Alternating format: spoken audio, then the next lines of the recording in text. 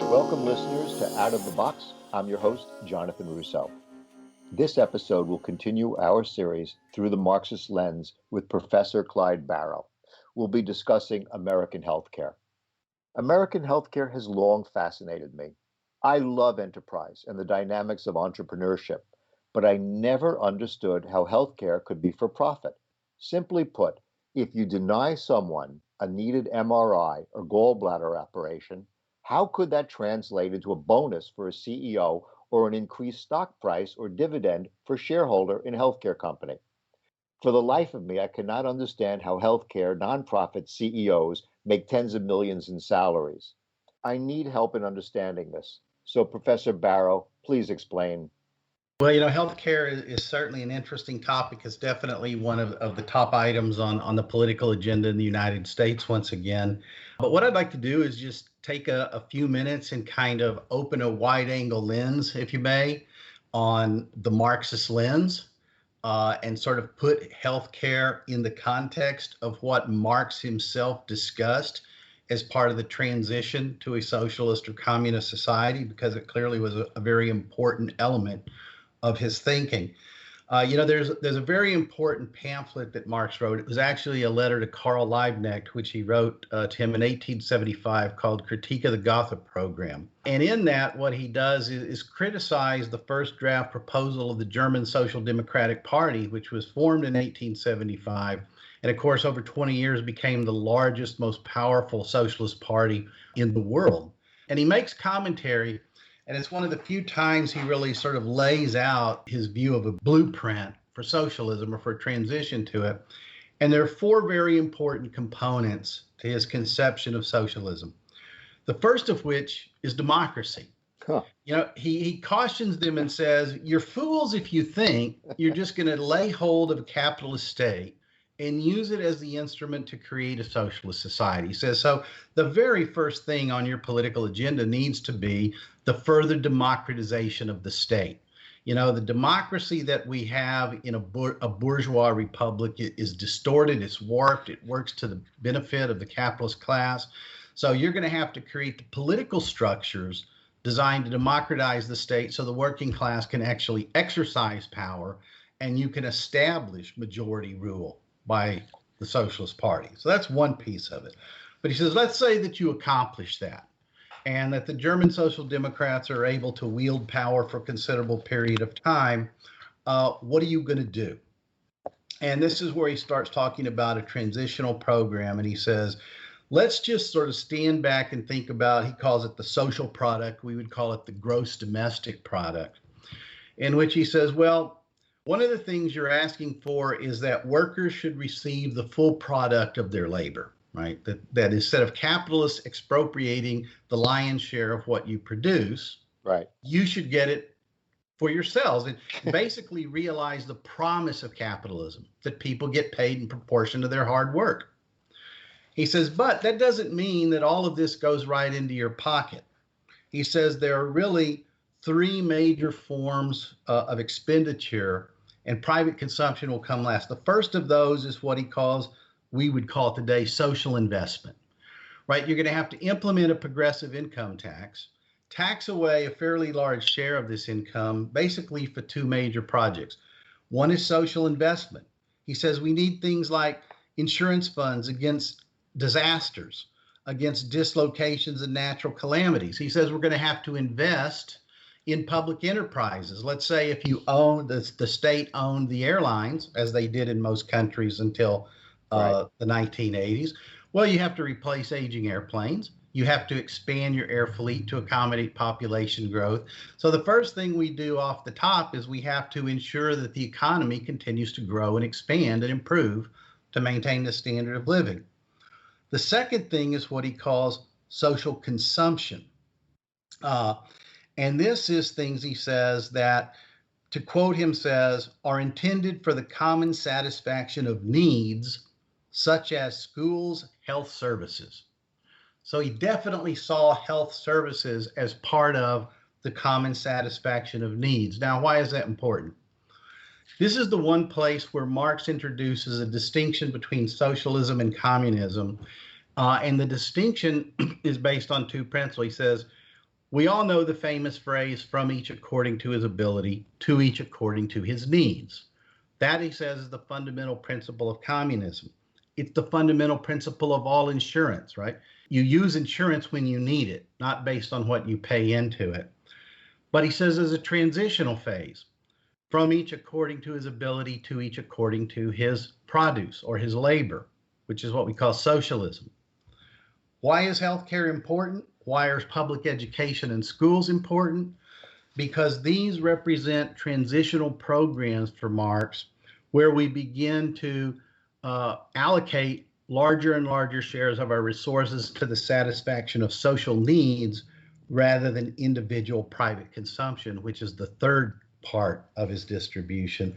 And as he says very explicitly, this part grows considerably in comparison with present day society, meaning that, yes, spending on education, spending on healthcare, spending on unemployment insurance, spending on universal basic income, these are all going to be expanding, growing programs. And as they grow, they facilitate the transition to communism with a small c, because it means that more and more of our resources are designed to satisfy our collective needs rather than allocated to individual private consumption, like Jeff Bezos' new $550 million yacht. So that's where healthcare fits into it. So if you want to talk about how would Marx see healthcare through his lens, it would be that the purpose of healthcare should be to satisfy the basic human need to be healthy and to live a good life. And if it doesn't meet that goal, it's falling short of the Marxist conception of healthcare. Okay.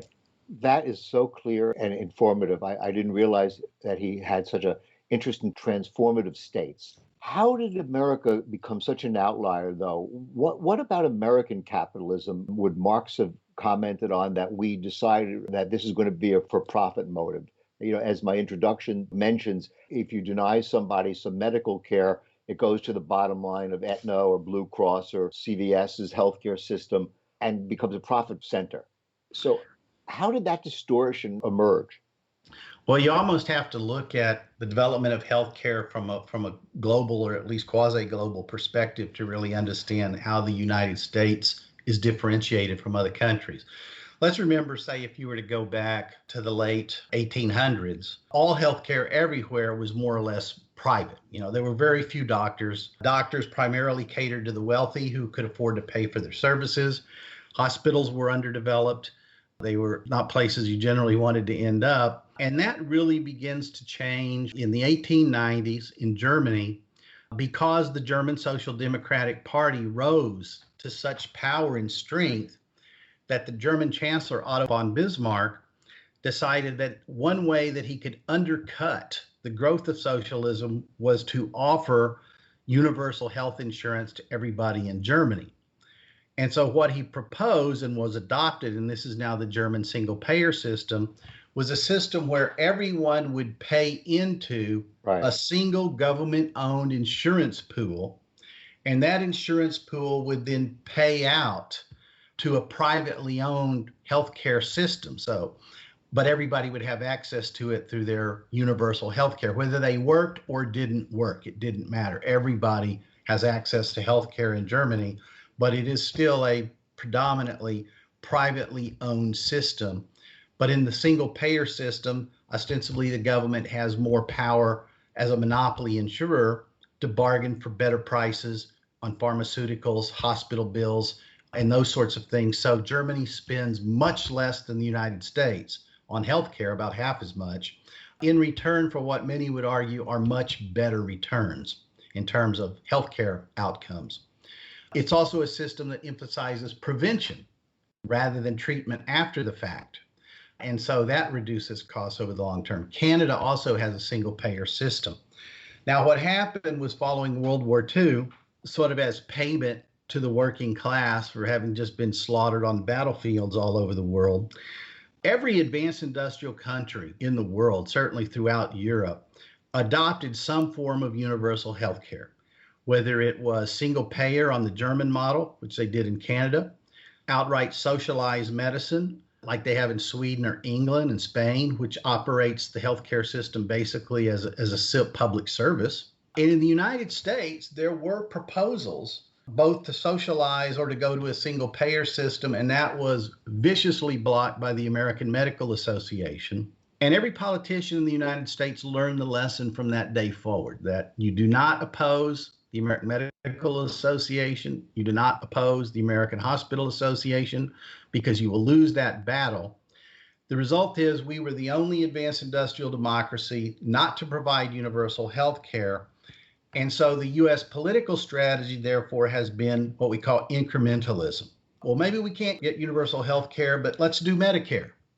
So that was added. And then as well, why don't we all, which covers the elderly, right, over 65. Then, well, why don't we cover the poor? So we get Medicaid. And then we add prescriptions. And then we get the Affordable Care Act under Obama, sort of to gradually, piece by piece by piece, chip away at this system. And of course, now we have about 40% of Americans are covered either by Medicare or Medicaid. So we have half a single payer system. But now kind of the next big step would be, are we going to do Medicare for all or chip away? Joe Biden's strategy is we'll continue down the path of incrementalism. We'll improve Obamacare, we'll expand it a little bit, but don't think we can just pass legislation to get Medicare for all. And of course, Joe Manchin won't vote for that. Well, there also seems to be a disconnect because when you speak to almost anyone who has private for-profit healthcare, they're inevitably very dissatisfied. There's all sorts of strange billings, crazy fees, prices go up and up and up. They have to wait long times for approval for an MRI. They get 60, 70, 80-page bills if they're hospitalized, itemized deductions, what is covered, what isn't covered. You would think that with this tremendous dissatisfaction in the private area, there'd be a clamor for some sort of a socialized medicine, but there isn't. Now, why would that be? Well, first, I think you are starting to see more of that as a result of COVID has really brought to bear the fact that, there are some things government can do well. Vaccinations is one of them. So I think there is increasing support for this, but they've also keep in mind that as dissatisfied as they are with their private health insurance, they have been fed a steady dose of propaganda about the failure of single payer and the failure of socialized medicine, which is complete, utter nonsense, particularly when you look at the costs and when you look at the actual healthcare outcomes for the population. These systems are clearly doing better than the American system. Right. But let me go back to my original point. Please. The American healthcare system is a for-profit system. Doctors operate as private corporations. Hospitals are private for-profit corporations. Insurance companies are private for-profit corporations, as are the pharmaceutical companies. Everybody that operates the healthcare system is in it to make a profit, and profit comes first, which means it is absolutely antithetical to Marxist conception of healthcare, which is that it should exist for the satisfaction of common needs. Exactly. Common satisfaction of needs. And one of the things that differentiates government from the private sector is that government can provide public services on the basis of need. It doesn't have to make a profit. It's not driven by the profit motive. So we really face a fundamental clash of values as to what is the purpose of healthcare. Wow. Okay, I get that. Do you think that things would change if it was front and center that some of the CEOs of even nonprofit healthcare organizations make tens of millions of dollars in salaries? I believe there were some profit reports just 2 or 3 days ago that the largest healthcare providers during this pandemic made billions in net profits and returning that money to shareholders. So in essence, the capitalist class or the shareholder class are actually profiting from COVID misery. I heard a story just yesterday about a 24-year-old man here in Manhattan that got COVID and had to be hospitalized even at 24. And it was an $85,000 bill of which he had to pay $15,000, of which he doesn't have any of that. He's 24 years old, starting out, student debt. But yet the organization may report hundreds of millions of dollars that treated him. Is there a disconnect here? Well, Why are we not absolutely. being Think about it this way. If your goal is to make, if you're a healthcare operator and your goal is to make a profit, in some respects, your goal is to provide as little health care as possible That's my at low point. quality as possible in order to increase your profits. That's the basic motive. And I know even doctors, will complain about that when you visit them, that they're being managed by the insurance companies instead of making medical Right. decisions based on the needs of the patient. And so that's the disconnect. But what Okay. I would also add to this, so that people often forget this, is that while we talk about all the spectacular medicine that we have in the United States, from pharmaceuticals to medical technology, what people often forget is that nearly all of the basic research for medical training, for medical research, for medical technology is funded by the federal government through the National Institutes of Health. So it's as if, and this is one of the things that Biden was complaining about with the COVID, we pay the cost to generate these innovations and discoveries, and then the private companies profit off our taxpayer investment. Okay. I need to drill down and go back to what would Marx say is so clever about the capitalist system that it's got this population going along with all the abuses and the oddities of paying for healthcare as a profit-making mechanism. How could this occur?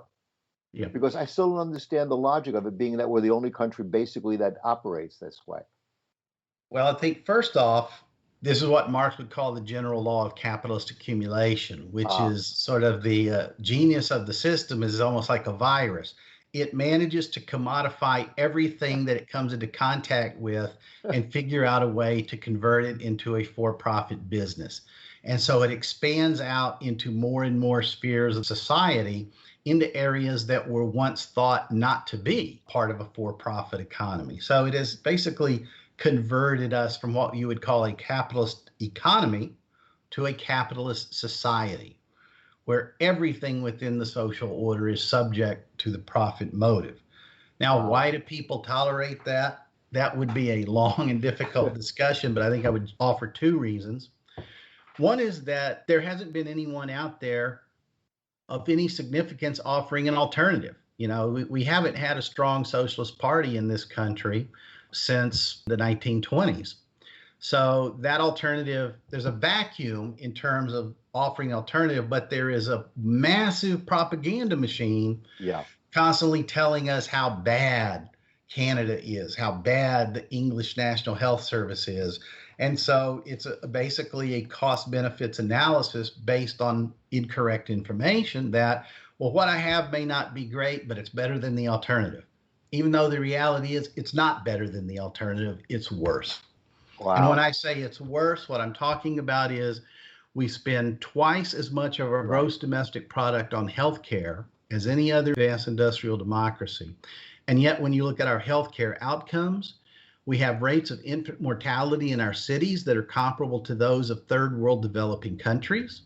We have COVID is a great example. We're 6% of the population, we're 20% of the deaths. We have higher rates of cancer. And I could go on and on with a list of healthcare indicators where we're paying twice as much to get very poor comparable outcomes. But there's no constituency right now really to change that. The corporations don't want to change it. The media doesn't want to see it changed. And obviously it hasn't reached a point where people really have just thrown in the towel and said, we have to do something else because this doesn't work for me anymore. Bernie Sanders didn't get elected. So, no, in fact, I don't know if you saw the story. There was a report that got leaked out a couple of years ago where the publisher called in the reporters and made it very clear to them. He says, we may be a liberal newspaper. This was the New York Times. We may be a liberal newspaper, but we are a capitalist newspaper. Basically tell them, don't go down the road here with Bernie Sanders, right? We're Joe Biden guys. So yeah, even what would be considered the quote liberal media is nevertheless still committed to the underlying economic system. Right. Okay. Well, you really explained. Would you give us that term one more time? Capital accumulation? It was the general law of capitalist accumulation. The general law. Capitalists are constantly seeking new opportunities for investment in order to generate more profits. And so it simply penetrates deeper and deeper into the social order so that things that were once thought sacrosanct, I mean, we could even talk about religion someday if we want to do that. There's a for-profit industry Right. today. Well, That everything is is this an turned into a example of space? Now, profit-making enterprise, even the most sacred institutions. right. Well, I don't think space is a sacred institution, but it is interesting how all of a sudden space has become privatized. We used to have NASA Well, there and the too, another government. great example. The Americans invested tens of billions of dollars in the development of space technology, right? As part of the whole Apollo project. And before, of course, it was part of the Cold War strategy. But this was all funded through taxpayer investment. The same with satellite technology, geopositioning technology. As soon as that technology matures and is workable, the government turns it over to the private sector and says, here, now you make money off it, even though it's our money, it's our investment, and our political leaders are giving it away to billionaires so they can make even more money, Are such you as was saying done Elon with the Musk internet. and Jeff Bezos and their space efforts are really socialists? Uh, there is a phrase in America: socialism for the rich, Yes. capitalism for everyone else. You have to admit they're pretty clever.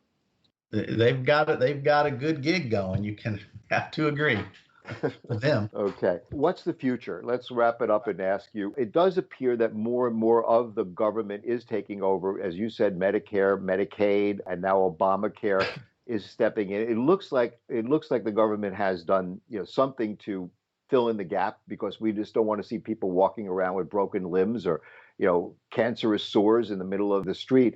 So is the future a continued encroachment on the private enterprise, or is the Well, private you obviously enterprise? don't live in Texas, where our lieutenant governor said that we should sacrifice our grandparents to COVID so Yeah. businesses could remain open. So there is very much that bare naked tooth mentality out there. I think if we look at the future in terms of the short term, which is what we really have to do right now, I think the most progress that you're going to get is, Biden proposing some improvements and expansions to the Affordable Care Act, which would again incrementally increase the number of insured in the United States and increase the government's role in the provision of health care. But in the short term, we're certainly not going to get the Medicare for all being proposed by Bernie Sanders or Ocasio-Cortez, although I would dearly like to see it as a step forward. The truly worrisome component of this now is we have a very conservative Supreme Court that may just undo a lot of this, including the Affordable Care Act. But equally important, there's a lot of talk that Democrats might lose both the House and the Senate in the upcoming 2022 congressional elections, in which case Joe Biden won't even be able to do anything Yeah. with health care except veto, Yeah. Republican bills designed to repeal it. Yeah. If they don't act in the next 2 years, the future is unknown. Yeah, Well, the Republicans still control all the state oh yeah. legislatures. They're engaged now in voter Yep. suppression. They'll do their gerrymandering, and they'll be in good shape to continue minority government going into the next session. Right. Wow. That's certainly a couple of topics for future episodes. Okay, I'm just going to continue to be amazed when I see the profit reports from the major healthcare providers, and I'm going to continue to be amazed that we're going to continue to go down this road. But that's the way it goes. Thank you very much, Professor, as usual. Clyde Barrow, the Marxist Lens. You're welcome. Listeners, thanks again for tuning in to Out of the Box with Jonathan Russo. Your input is valuable to us, and we'd really like to hear from you. Please send us an email anytime with feedback at ootbwithjrusso@gmail.com and follow us on our Twitter page, ootbwithjrusso. This has been a copyrighted production of Grapevine Incorporated. All rights reserved.